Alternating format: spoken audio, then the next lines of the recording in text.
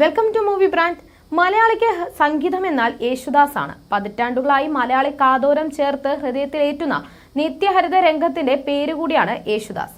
മലയാളിക്ക് ഗായകൻ എന്നതിലുപരി മറ്റെന്തെല്ലാമോ കൂടിയാണ് ആ മനുഷ്യൻ.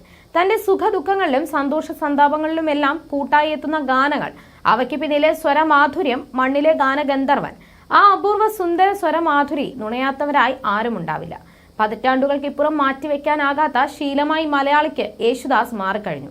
പകരം വെക്കാനില്ലാത്ത വികാരം, അതാണ് ആ ശബ്ദത്തിന്റെ മാറ്റുകൂട്ടുന്നത്. വാക്കുകൾ മതിയാകാതെ വരും ആ സ്വരമാധുരിക്ക് വിശേഷങ്ങൾ തീർക്കാൻ. തലമുറകളെ തന്റെ ആരാധകരാക്കിയ ഇന്ദ്രജാലം ദാസേട്ടൻ തുടർന്നു കൊണ്ടേയിരിക്കുന്നു. മലയാളികൾ ഉള്ളിടത്തോളം കാലം KJ യേശുദാസും ആ ശബ്ദവും നിലനിൽക്കും. ഗാനഗന്ധർവനാണെങ്കിലും വ്യക്തി ജീവിതത്തിലെ യേശുദാസിനോട് പലർക്കും അനിഷ്ടമുണ്ട്. അമിത ദേഷ്യമാണ് ഇതിന് പ്രധാന കാരണം. സഹപ്രവർത്തകരോടും ആരാധകരോടും യേശുദാസ് ദേഷ്യപ്പെട്ട സാഹചര്യം ഉണ്ടായിട്ടുണ്ട്. പലപ്പോഴും ഗുരുസ്ഥാനീയർക്ക് വരെ ഇദ്ദേഹത്തോട് നീരസം തോന്നിയെന്ന് സംഗീത ലോകത്ത് സംസാരമുണ്ട്.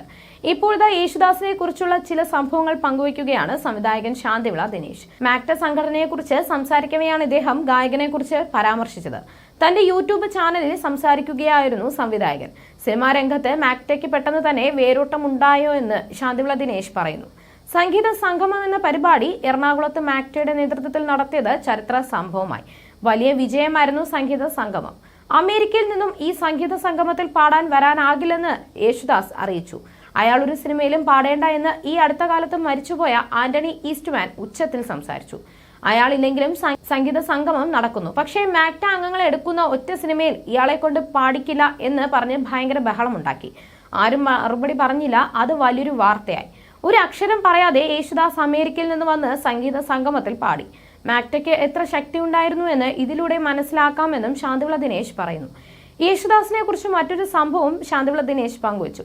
യേശുദാസ് എന്ന ഗായകനെ ശ്രദ്ധേയനാക്കിയ സാക്ഷാൽ ദേവരാജൻ മാഷ് സംഗീത രംഗത്ത് ദുരിതം അനുഭവിക്കുന്ന കലാകാരന്മാർക്ക് സാമ്പത്തിക സഹായം നൽകാൻ നടത്തിയ 5 ദിവസത്തെ പ്രോഗ്രാം പോലും യേശുദാസ് ചളകുളമാക്കി. ആദ്യം ഡേറ്റ് മാറ്റി ഈ ഡേറ്റിൽ വരാൻ പറ്റില്ലെന്ന് പറഞ്ഞപ്പോൾ മൊത്തം കുളമാക്കി.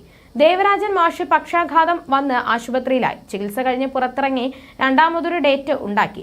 പ്രോഗ്രാം തുടങ്ങാൻ അല്പ ദിവസം ബാക്കി നിൽക്കെ കാസറ്റ് റൈറ്റ് തരംഗിണിക്ക് തന്നില്ലെങ്കിൽ പാടാൻ പറ്റില്ലെന്ന് പറഞ്ഞു. അങ്ങനെ തരംഗിണിക്ക് കൊടുത്തു.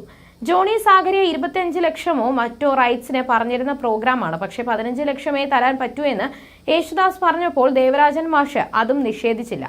പിന്നീട് ദേവരാജൻ മാഷെ പോയി കണ്ട് എനിക്ക് പ്രോഗ്രാം മുതലായില്ലെന്ന് പറഞ്ഞ് ചെറിയ തുക യേശുദാസ് കൊടുത്തു. പോകാൻ നേരത്തെ ദാസപ്പ, നിനക്ക് നഷ്ടം വന്നല്ലോ, ഇതും കൂടെ എടുത്തോ എന്ന് പറഞ്ഞ് ദേവരാജൻ മാഷ് പണം തിരിച്ചു കൊടുത്തു. ഒരു മടിയുമില്ലാതെ യേശുദാസ് ആ പണം വാങ്ങി. ദേവരാജൻ മാഷിനോട് വാശി പിടിച്ച യേശുദാസ് മാക്ടയുടെ ശക്തി എത്രയുണ്ടെന്ന് മനസ്സിലാക്കിയെന്നും ശാന്തിവിള ദിനേശ് പറയുന്നു. അതേസമയം ഇപ്പോൾ മക്കൾക്കൊപ്പം അമേരിക്കയിൽ വിശ്രമത്തിലാണ് യേശുദാസ്. തന്റെ 21ാം വയസ്സിലായിരുന്നു KJ യേശുദാസിന്റെ ചലച്ചിത്ര പിന്നണി ഗാന രംഗത്തേക്കുള്ള കടന്നുവരവ്. കാൽപ്പാടുകൾ എന്ന സിനിമയ്ക്കായി യേശുദാസിന്റെ സ്വരം ആദ്യമായി റെക്കോർഡ് ചെയ്യപ്പെട്ടത്. ഇന്നും കർണാടക സംഗീതത്തിന്റെ ഒരു അംശം മാത്രമേ തനിക്ക് സ്വായത്തമാക്കാൻ സാധിച്ചിട്ടുള്ളൂ എന്ന് പരിഭവിക്കുന്ന യേശുദാസ് താൻ വിദ്യാർത്ഥി മാത്രമാണെന്നാണ് പറഞ്ഞിരിക്കുന്നത്.